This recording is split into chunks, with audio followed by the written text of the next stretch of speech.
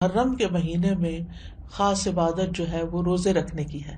تو اس مہینے میں اللہ کی توفیق سے اگر ممکن ہو تو کثرت سے روزے رکھنا مستحب ہے.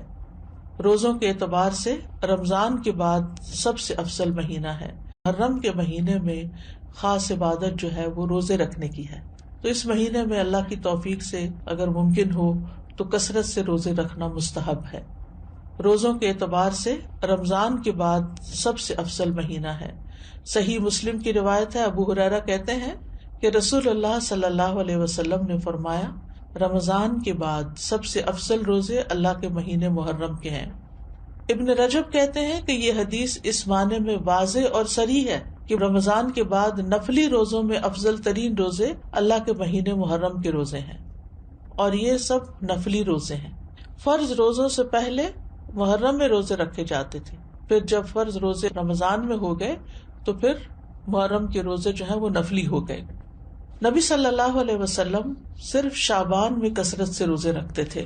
عائشہ رضی اللہ تعالی عنہا روایت کرتی ہیں کہ نبی صلی اللہ علیہ وسلم شعبان کے مہینے سے زیادہ کسی اور مہینے میں نفلی روزے نہیں رکھتے تھے. مطلب آپ نے محرم کا سارا مہینہ روزے نہیں رکھے یا شعبان سے زیادہ نہیں رکھے. اسی طرح صحیح بخاری کی روایت ہے، ابن عباس کہتے ہیں نبی صلی اللہ علیہ وسلم نے رمضان کے سوا کبھی پورا ایک مہینہ روزے نہیں رکھے.